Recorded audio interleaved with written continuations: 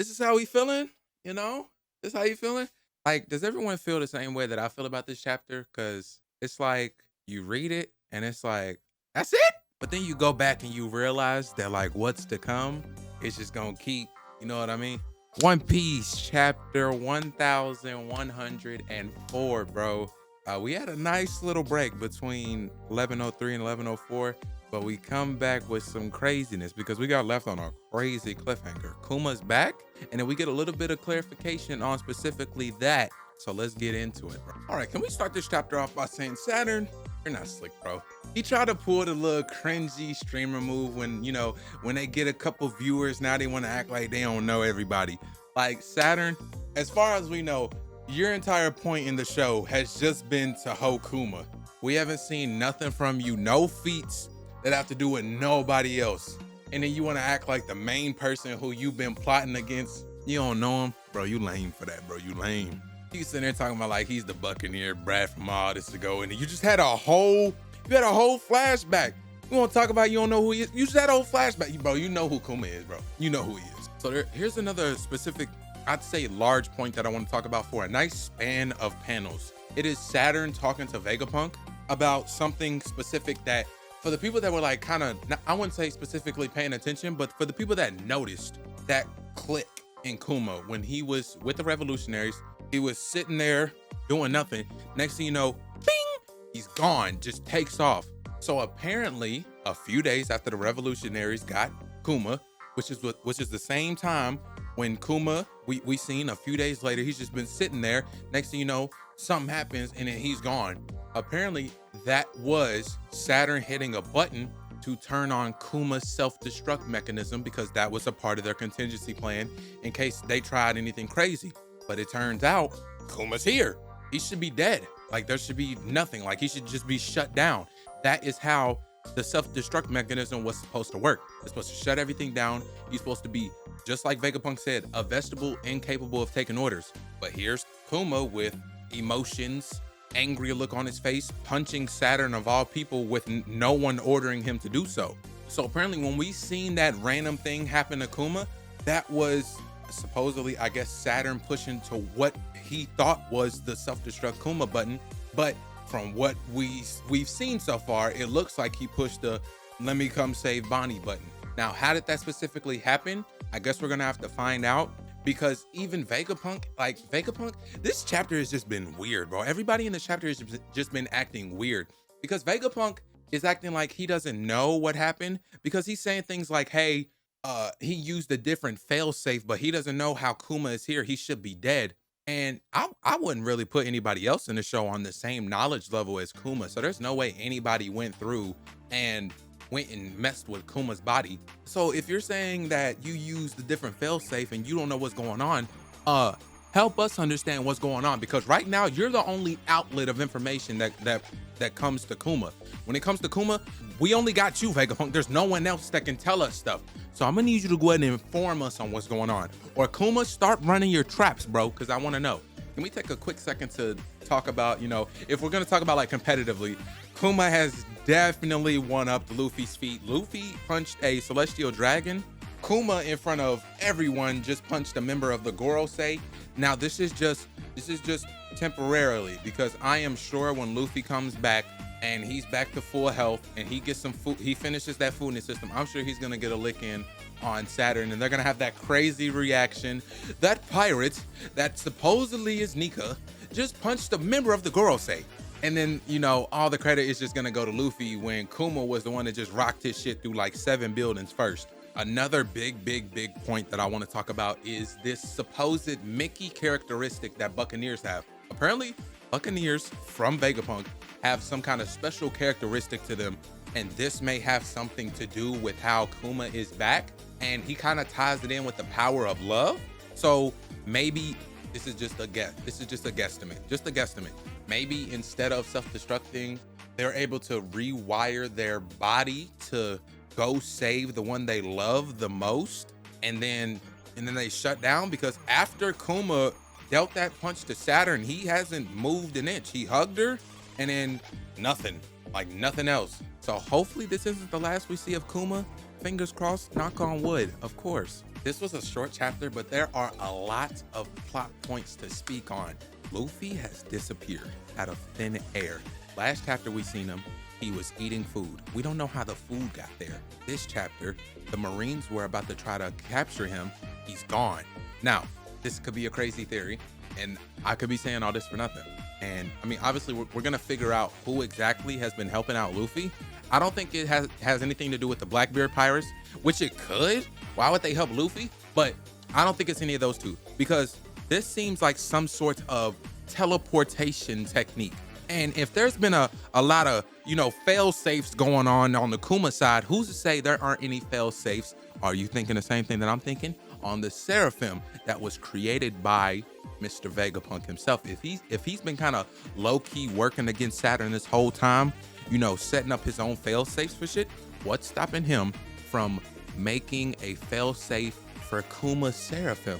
Because there's only a handful of people in all of One Piece that can teleport, and there's an even smaller handful of people that can teleport things to different places, and there's also like maybe 2 people that can teleport people to different places and teleport things to people in a certain place, and that's Kuma, and that is S-Paw. Is it S-Bear? I think it's S-Bear. Let me go fact check myself real quick. S-Bear. They both have the same fruit.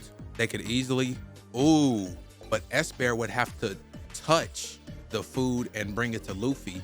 That's easy. But in order to teleport Luffy away, he would have to come through and touch him and disappear. Now the possibility of that happening without anyone seeing it, I think the Marines would have seen it. But this is a very weird situation. If it's not S-Bear, that had some kind of, now we're back on Vegapunk's side, kind of fail safe. What exactly happened with Luffy? In the comments down below, let me know. Who do you think teleported Luffy at her? Because there's not a lot of people that can do that. And I don't think it has anything specifically to do with speed, because Kizaru is officially, as of this chapter, confirmed not the person that did it. Even though we're going to talk about Kizaru just a little bit. Out of respect, for Kuma's backstory and all that, can we just take 2 chapters just to allow Bonnie and Kuma to have their moment? But of course, Saturn being Saturn, he doesn't let them have their moment. They have that reunion, but I feel like this has just been on Bonnie's side. I truly think Kuma might be actually dead now. He fulfilled out his final order, which was save his daughter in a time of need. And ever since he punched Saturn, there's been nothing from Kuma, nothing at all. There's been nothing. He went in, hugged Bonnie, and she's sitting there spazzing out, bro.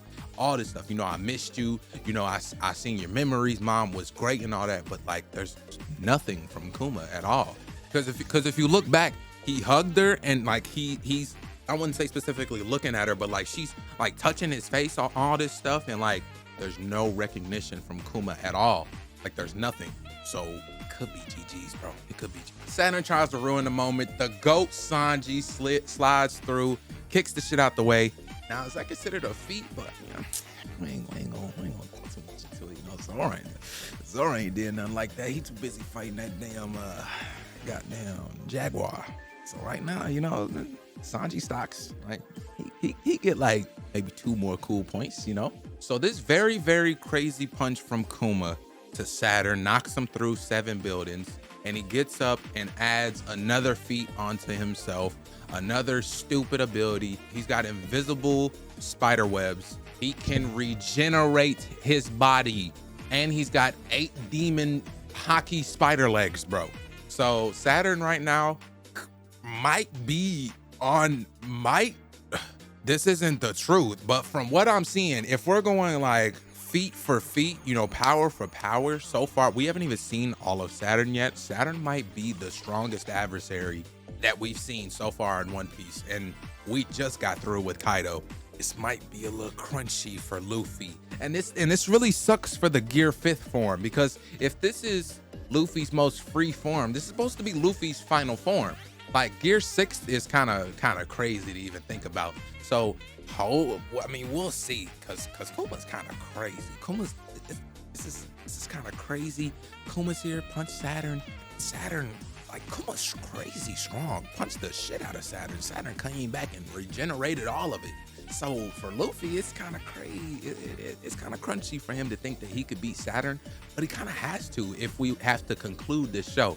If there's a Gear 6, I mean, I wouldn't be mad. I'm still gonna tune in no matter what. But like, that's just kind of Mickey though, to have all these forms, and Luffy just gets his most newest form, and he's already outclassed by the next person within what 50, 20, 20, 30 chapters. Like, we go instantly into the new arc, and then Gear 5 is nothing because Saturn can just regenerate. So it's like Luffy versus the Hulk. What is he gonna do? He can kill him. He can punch the shit out of him. He's just gonna come back, bro. So the chapter ends once again in like a battlefield setup. Everyone's assuming their positions and they're beginning their actions that they want to do for their specific turns. Specifically, we have Atlas carrying Kuma, and it looks like Bonnie might be staying on the battlefield while Atlas is gonna try to bring Kuma, to the meeting point. But okay, so if Atlas is taking Kuma to the lab where they're meeting up so they could take the ship and dip out of here, we have the Marines, a Buster Call, chop chop. This arc is already coming to an end. It's looking like we are on, I would say, from the Kuma chapter. So 1103 might be the climax of the arc. As much as I would hate to say it, because there's going to be so many more crazy things to happen. But if they have just given the orders, the Marines have just given the orders to Buster Call Egghead, there's not much time before this is all over and done with. So we will very much see what happens. Atlas is carrying Kuma. Bonnie is staying. Frankie got blicked by Kizaru. I will talk about Kizaru in a second because he's moving really weird. Not as much as normal because his actions aren't lining up with his words. We'll talk about it though. So far we have Saturn and Kizaru on the enemy side. He's moving weird, very weird. Frankie, Sanji, no Luffy to be seen. Zoro is still off fighting his opponent. No sight of Brook, no sight of Chopper. I haven't seen Nami. We still haven't seen Robin. So I feel like there is gonna be the classic One Piece. Everybody is split up and they're gonna have their separate battles.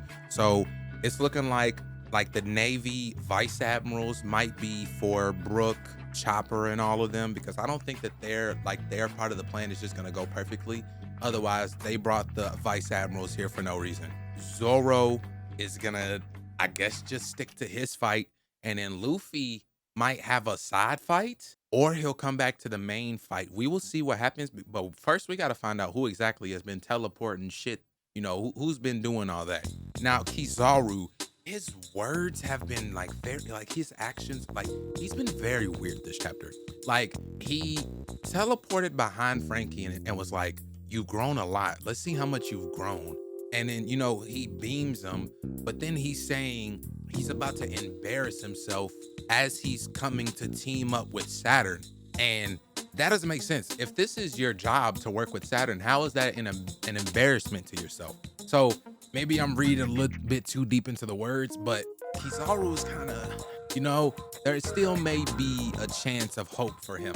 There is still a chance that, we could have some kind of crazy turnaround, which would be Mickey, but we will take what we can get because Saturn can regenerate. That's not fair.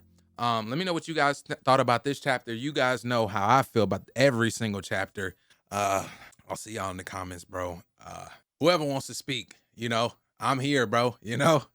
W chapter.